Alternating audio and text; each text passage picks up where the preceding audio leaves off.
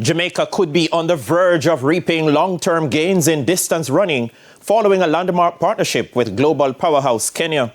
The increasing presence of East African athletes at the ISA Boys and Girls Championships has already raised the standard, and a memorandum of understanding between the Jamaica Olympic Association and the National Olympic Committee of Kenya now aims to turn that exposure into structured development. That influence has been clear on the track. In 2025, Champs produced a historic clean sweep in the boys' 5,000 meters by African-born athletes led by Kenya's Ryan Achaw of St. Jago, who has since gone on to secure the Class 1 1,500 meters and 5,000 meters double at the most recent championships. Stakeholders, including Louis Grant, an executive member of the New York chapter of the St. Jago Alumni Association, believes the MOU formalizes a relationship that has been building for years and will help Jamaica's distance program improve. So I expect that a relationship with Kenya, who is prolific and has a long-standing reputation for long-distance running, mid and long distance, probably comparable to our phenomenal reputation as a sprinting nation that boxes way above her class, Jamaica, and a great tradition.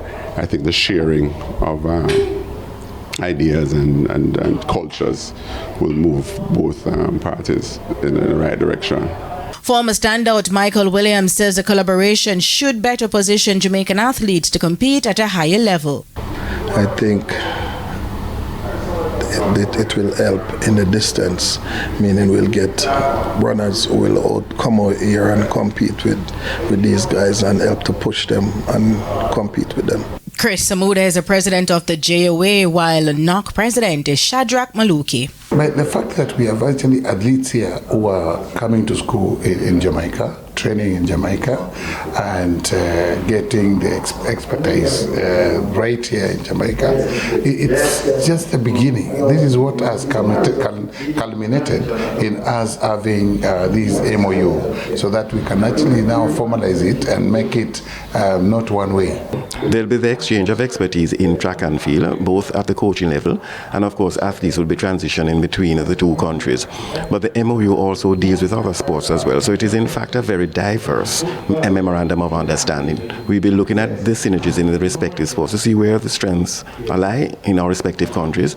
So it will be a symbiotic relationship, and we'll be zeroing on designated sports, about 6 or 7 sports at a time, so that we can build the capacity and ability of our professionals. Samuda says while the MOU will last until the LA Olympics in 2028, it is expected to be renewed after. So it is important for us because we always look cross-Atlantic to build partnerships and to cement relationships in sport. And Kenya and Jamaica, we have a very good history, particularly in track and field. And we thought it would be best to cement our energies, cement our aspirations in the interest of our athletes. And therefore this has borne fruit in a memorandum of understanding that is going to, of course, be very defining for NOCs globally, as we intend to ensure that it becomes a model partnership with practical and with measurable outcomes.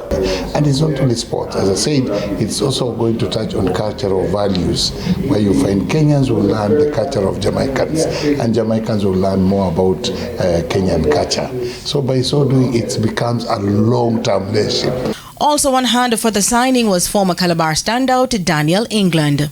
Denise Walters for TVJ Sports.